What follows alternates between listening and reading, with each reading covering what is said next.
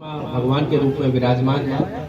मैं आप सभी के चरणों में हाथ जोड़कर अपना माथा झुका करके आपके शीश बिल्कुल झुका करके चरणों में प्रणाम।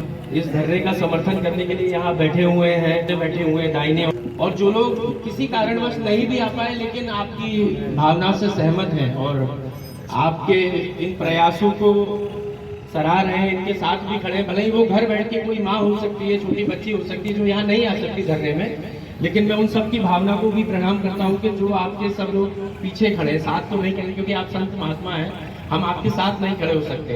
हमारा कर्तव्य है कि हम सदैव आपके पीछे खड़े रहेंगे। और मुझे तो बड़ा भारी मन से कह रहा हूँ महाराज जी कि कष्ट है इस बात का कि आप लोग धरने पे तो बैठे ही साथ में। कल जब मैंने जैसे ही पढ़ा कि आप लोग किसी भी प्रकार का अन्न भी ग्रहण नहीं करेंगे तो मुझे कष्ट हुआ। जैसे ही मैंने ये चीज सुनी, मैं तुरंत आप लोगों के बीच में मैंने फैसला किया कि मैं उपस्थित होकर के अपनी आपसे प्रार्थना करूंगा। और ये काम आपका नहीं है, वैसे सही बात तो ये है महाराज जी, तो दुर्भाग्य की बात है। और हम सब लोग अगर इसका लालचन लगे तो मैं ये नहीं कहूँगा सिर्फ बीजेपी पे, मैं तो कहता हूँ इसके दोषी मैं भी, इसका दोषी हर एक नेता, हर एक कार्यकर्ता है, वो व्यक्ति है जो इस सड़क को 6 लेन या चौड़ीकरण करवाने में नहीं आज सफल हो सका। इसका मैं दोष, क्योंकि दोषारोपण करना बड़ा आसान होता है, मेरे लिए बड़ा सरल है ये कह के चले जाना कि मेरी सरकार नहीं है महाराज, सरकार तो भाजपा की है। और ये एक लाइन कह करके मैं जा भी सकता हूँ, लेकिन मैं समझता हूँ नहीं, मैं व्यवस्था का हिस्सा हूँ। चलिए सत्ता की पक्ष से नहीं हूँ तो विपक्ष की रूप में हूँ, लेकिन मैं सत्ता का किसी न किसी रूप में स्वरूप में हिस्सा हूँ। तो मैं समझता हूँ कि इसका दोषी मैं भी हूँ, मैं इसका केवल दोषारोपण करने नहीं आया हूँ। इस कार्य के लिए अपनी शिद्दत से, अपनी ईमानदारी से मैं आपको उससे अवगत करवा सकता हूँ, क्योंकि मेरे हाथ में जो है, जो मैं कर सकता हूँ, जो मैंने प्रयास किए और निरंतर कर रहा हूँ महाराज जी। मैं सभी संत महात्मा बैठे हुए, कालिदास महाराज, मैं तो आपसे कहना चाहूंगा कि जब से मैं विधायक नहीं भी था तब से मैं सड़क की आवाज उठा रहा हूं। और सबसे पहली बार मेरे पास इस विषय को लेकर के सुनील शर्मा एहतार के हैं फौजी, सबसे पहली बार वो मेरे पास आए थे। यदि यहाँ आज शायद मुझे दिखाई नहीं दे रहे हैं सुनील भैया, तो वो मेरे पास सबसे पहले आए थे। तब इस आंदोलन से शायद कोई जुड़ा भी नहीं था, मुश्किल से 2 या 4 लोग इस आंदोलन से तब जुड़े होंगे। आंदोलन ही नहीं था तब, तो एक भावना थी।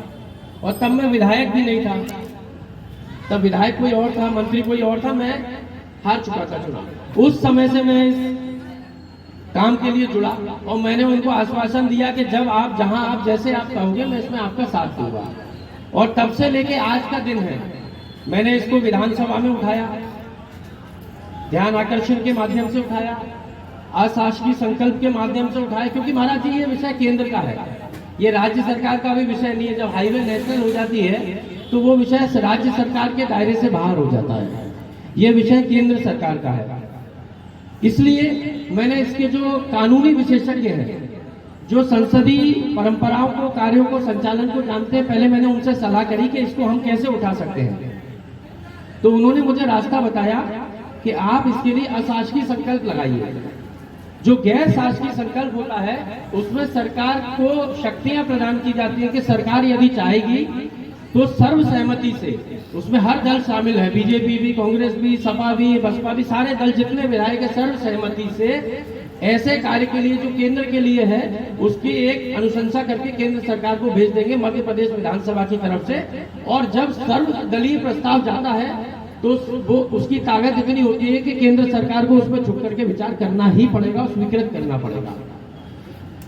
इसलिए इस बार मैंने, आपने देखा भी हो महाराज जी, मैंने अशासकीय संकल्प लगाया। मेरे भाई बैठे हुए पत्रकार बंधु, उनको मालूम है ये बात। मैंने बाकायदा विधिवत रूप से जो अशासकीय संकल्प लगता है, मैंने उसके लिए वकील और संसदीय कार्य के जो ज्ञाता है उन सलाहकारों से बात करके लगाया और उस विषय को भी उठाया। मैंने हमारे पड़ोस के विधायक भी हैं और विधानसभा के अध्यक्ष भी हैं, माननीय नरेंद्र सिंह तोमर जी, क्योंकि नेता हैं, वरिष्ठ नेता है, केंद्र से भी जुड़े हैं और राज्य के भी वरिष्ठ नेता हैं। मैंने उनसे हाथ जोड़ के आग्रह किया, ऐसे नहीं, मैंने कहा कि मैं आपसे हाथ जोड़ता हूं, क्योंकि अब ये विषय हमारे लिए इतना शर्म का विषय हो गया है कि अभी तक तो लोग इसमें थे अब हमारे संत महात्मा इसमें धरने पे उतर गए हैं। तो यदि आपने सुना हो महाराज जी, तो मैंने उनसे बात कही भी थी कि हमारे लिए, सबके लिए शर्म की बात है कि हमारे संत महात्मा हमारे जिंदा रहते हुए अगर धरने पे सड़क पे उतरना पड़े तो ये हमारे लिए बड़ी शर्म की बात है। थोड़ा शर्म से सर झुकता है इस बात को सुन करके।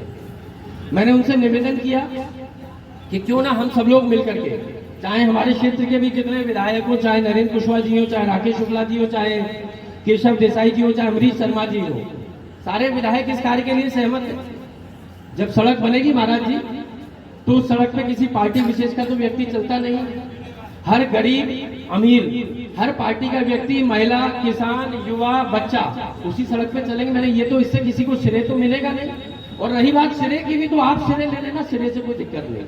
मैंने उनसे अनेकों बार आग्रह किया, कमरे में जाकर के व्यक्तिगत मैंने पैर छू के आग्रह किया, मैंने उनको विधानसभा के अंदर हाथ जोड़ के आग्रह किया और अनेकों बार ये बात कही, लेकिन पता नहीं क्यों सरकार इस विषय को अपने कान तक नहीं आने दे रही है। उसके बाद एक मीटिंग हुई अभी हाल ही में, कलेक्टर साहब ने मीटिंग की सूचना दी कि हम भिंड नेशनल हाईवे को लेकर के मीटिंग बुला रहे हैं, कृपया आप सब लोग उपस्थित रहिए। मैं उस दिन निकल करके आया महाराज जी, और मैं मीटिंग में भी गया, और सारे विधायक साथी, हम 3 विधायक थे उस दिन, मैं था, नरेंद्र कुशवाहा जी थे और केशव देसाई जी, हम लोग 3 थे, और 2 लोग जो भी उनके कारण होंगे वो अनुपस्थित रहे। हमने वहां जाकर चर्चा करी, तो वहां पे कागजी कार्रवाई होती रही, तो लेकिन कागजी कार्रवाई से मैं संतुष्ट, मैं भी व्यक्तिगत रूप से नहीं हूँ।